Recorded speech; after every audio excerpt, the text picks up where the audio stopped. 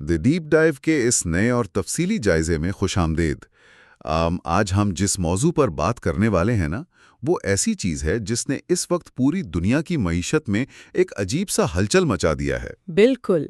और अजीब इसलिए क्योंकि इसमें एक बहुत ही वाज़ेह तज़ाद नज़र आ रहा है हमें, यानी कॉन्ट्रडिक्शन है। एग्जैक्टली एक तरफ अगर हम देखें तो हालिया जियोपॉलिटिकल रिपोर्ट्स या एनर्जी फोरकास्ट उठा लें तो ऐसा लगता है कि तेल का शदीद बहरान है, सप्लाई चेन डिस्टर्ब है और कीमतों में आग लगी हुई है। हाँ।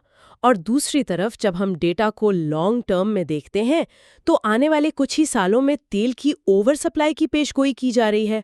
मतलब आज तेल मिल नहीं रहा और कल शायद रखने की जगह नहीं होगी। यही तो। और इस गहरे मुताले का मकसद यही है कि हम इन दोनों एक्सट्रीम हालात को समझें। वैसे एक ज़रूरी बात यहाँ वाज़े करता चलूँ कि इन रिपोर्ट्स में आलमी सियासत, ख़ास तौर पर अमेरिका, इजराइल और ईरान के दरमियान जो टेंशन्स चल रही हैं, उनका बड़ा गहरा जिक्र है। सही। लेकिन यहाँ हमारा काम किसी फरीक को सही या गलत कहना बिल्कुल नहीं है। हमारी पूरी कोशिश होगी कि हम गैर जानिबदाराना अंदाज में इस मवाद को पेश करें। हमारा फोकस उन सियासी मसाइल पर नहीं, बल्कि उनके पीछे छुपी मायशी हकीकत और सप्लाई चेन पर पड़ने वाले असरात पर है। सही बात है। तो चलिए इसको थोड़ा खोल कर समझते हैं। सबसे पहले फौरी बहरान पर आते हैं। रिपोर्ट्स में एक टर्म बार बार आ रही है, खौफनाक मंजरनामा। फोकस स्ट्रेट ऑफ हॉर्मुज़ पर है। और स्ट्रेट ऑफ हॉर्मुज़ अब सिर्फ एक शिपिंग लेन नहीं रही, ये प्रैक्टिकली एक कॉम्बैट जोन बन चुका है। और इसकी अहमियत इस बात से लगाएं कि दुनिया का तकरीबन 20% तेल और एलएनजी इसी एक पतले से समंदरी रास्ते से गुजरता है। 20% बहुत बड़ा नंबर है। यहाँ जो बात सबसे ज्यादा हैरानकुन है वो ये है कि ये सिर्फ एक डर नहीं है। आम तौर पर होता ये है कि मार्केट में खबर आती है, ट्रेडर्स पैनिक करते हैं और कीमतें बढ़ जाती हैं। लेकिन यहाँ फिजिकल सप्लाई रुक गई है। एक टॉप एनर्जी एक्सपर्ट ने इस डॉक्यूमेंट में इसे किसी भी वक्त का सबसे बड़ा ऑयल प्रोडक्शन डिसरप्शन करार दिया है। वाह, सबसे बड़ा डिसरप्शन! और डेटा भी इस चीज की तस्दीक कर रहा है। ब्रेंट क्रूड एक वक्त में $120 फी बैरल तक चला गया था। हाँ, और अब भी तकरीबन 110 के करीब घूम रहा है। बिल्कुल। लेकिन सिर्फ क्रूड ऑयल नहीं, जो प्रोसेस्ड फ्यूल है ना, जैसे सिंगापुर में जेट फ्यूल की कीमत देखें, वो $225 फी बैरल की रिकॉर्ड सतह पर पहुंच गई है। और डीजल की कीमत में तो सिर्फ एक हफ्ते में 33% इजाफा देखा गया है। 33% इजाफा एक हफ्ते में नॉर्मल बिल्कुल नहीं है। और इसकी एक वजह तो यही है ना कि पैदाइश रुक गई है। देखें, इराक का डेटा बताता है कि उन्होंने अपने ऑयल प्रोडक्शन में 7% तक कमी कर दी है। 7%? वो क्यों? क्योंकि उनके पास जो स्टोरेज फैसिलिटीज थे वो फुल हो चुके हैं। जब तेल बाहर एक्सपोर्ट ही नहीं हो पा रहा स्ट्रेट ऑफ हॉर्मुज़ की टेंशन्स की वजह से, तो नया तेल निकाल कर रखें कहाँ, टैंक्स भर गए हैं। अच्छा, यानी उन्हें पीछे से टैप बंद करना पड़ा। और इसका एक बड़ा चेन रिएक्शन शुरू हो गया है। जब सप्लाई का इशू आता है तो ममालिक पैनिक करते हैं।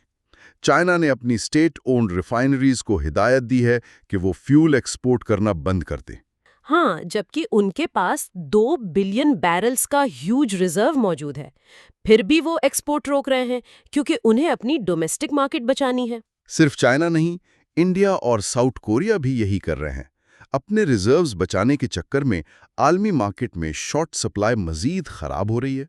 हर कोई होर्डिंग पर आ गया है। और इससे ग्लोबल शॉर्टेज डबल हो जाती है। लेकिन यहाँ पर वो तजाद सामने आता है जिसकी हम बात कर रहे थे। एक तरफ आज ये हाल है और दूसरी तरफ जब हम आने वाले सालों की फोकास्ट पर नजर डालते हैं तो कहानी बिल्कुल उलट है। अगर हम 2026 का डेटा देखें तो इंटरनेशनल एनर्जी एजेंसी यानी आईईए के मुताबिक उस वक्त मार्केट में रोजाना 3.73 मिलियन बैरल्स की जायद सप्लाई होगी, यानी सरप्लस। सही। आईईए का कहना है कि अमेरिका, ब्राजील और गयाना इतनी तेजी से अपनी पैदाइश बढ़ा रहे हैं कि डिमांड उनके पीछे रह जाएगी। लेकिन इसमें कॉन्ट्रडिक्शन है। ओपेक का बिल्कुल अलग मानना है। ओपेक क्या कहती है इस हवाले से? ओपेक का तज्जिया ये है कि मार्केट टाइट ही रहेगी और आलमी डिमांड में उल्टा 1.4 मिलियन बैरल्स पर डे का इजाफा होगा। तो दोनों बड़ी एजेंसीज बिल्कुल मुखालिफ बातें कर रही हैं। یہ اس بات کا ثبوت ہے کہ مارکیٹ اس وقت کتنی تیزی سے تبدیل ہو رہی ہے اور انسرٹینٹی کتنی زیادہ ہے۔ صحیح۔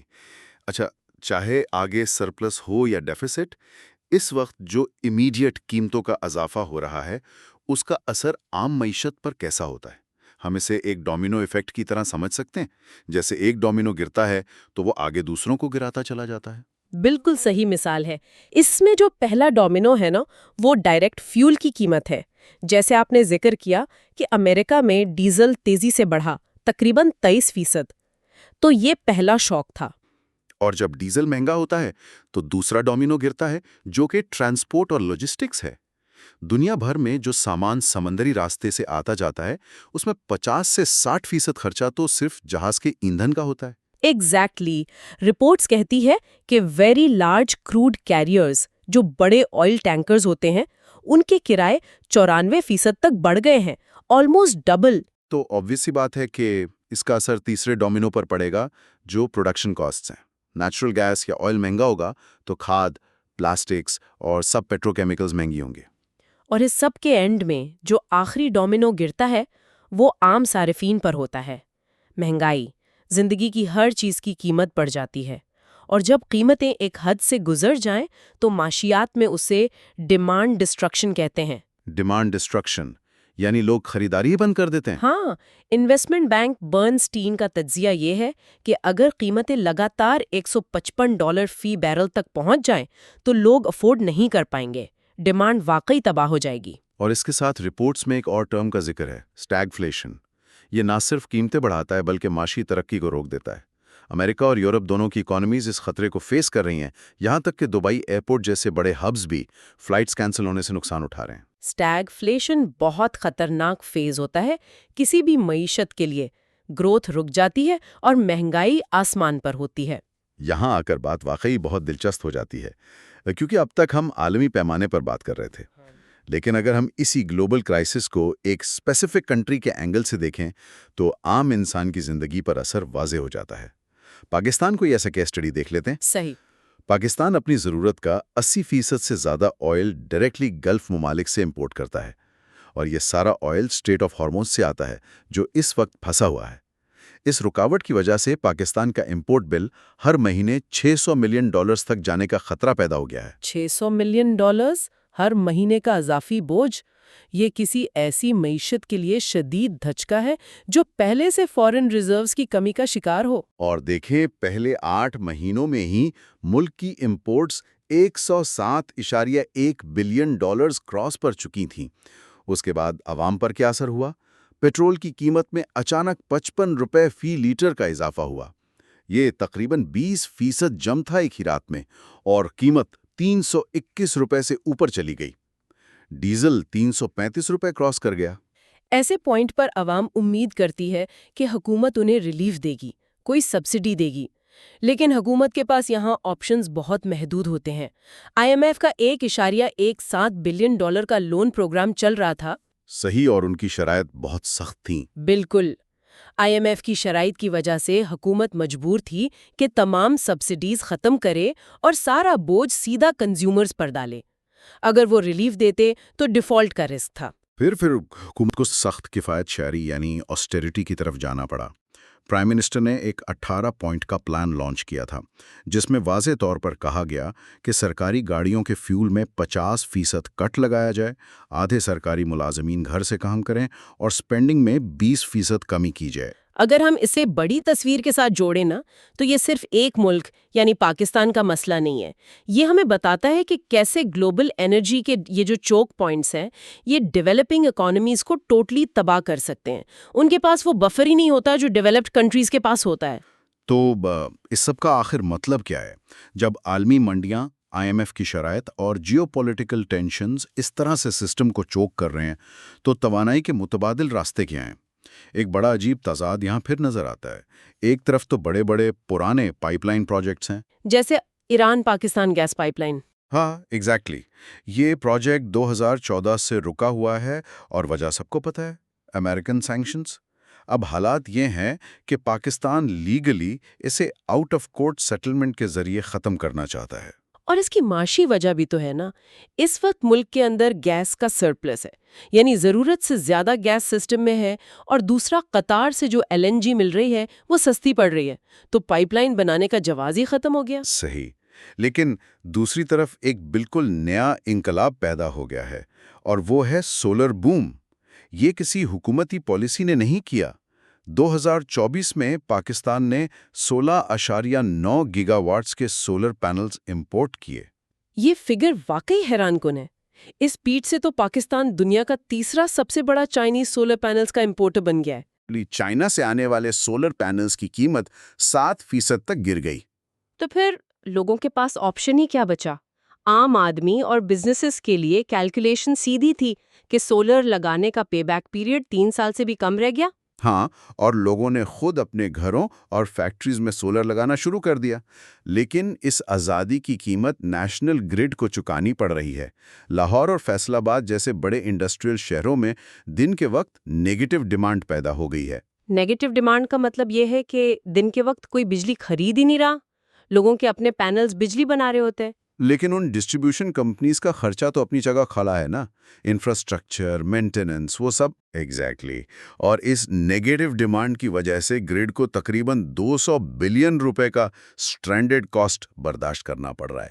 یہ انقلاب واقعی پرائیویٹ سیکٹر لا رہا ہے، اور فورکاسٹ یہ ہے کہ 2026 تک سولر پاکستان کا دوسرا سب سے بڑا پاور سورس بن جائے گا، جو ٹوٹل مکس کا 19% ہوگا. صحیح. لیکن سننے والوں کے لیے اس میں سبق یہ ہے کہ جب عالمی سسٹم فیل ہوتا ہے تو مارکیٹس اور عام لوگ زندہ رہنے کا اپنا راستہ خود بنا لیتے ہیں، لیکن اس کا نتیجہ آسان نہیں ہوتا. بالکل. چلیے سارے جائزے کو تھوڑا سمیٹتے ہیں. ہم نے آغاز میں دیکھا کہ جیو پولیٹیکل چوک پوائنٹس جیسے اسٹریٹ آف ہارمز کی وجہ سے فوری بحران کیسا ہے، اور اس سے دنیا بھر میں تباہ کن مہنگائی کیسے آتی ہے. اور پھر دوسری طرف ہم نے 2026 کے اس فورکاسٹ پر بھی بات کی، جہاں اوور سپلائی اور renewable energy especially solar power کا بوم ہمیں فیوچر میں نظر آ رہا ہے. ان سب چیزوں کو ملا کر دیکھیں تو ایک ایسی تصویر بنتی ہے جو صرف تیل اور گیس تک محدود نہیں ہے. اس سے ایک اہم سوال پیدا ہوتا ہے جو ہمیں آگے کے لیے سوچنا چاہیے.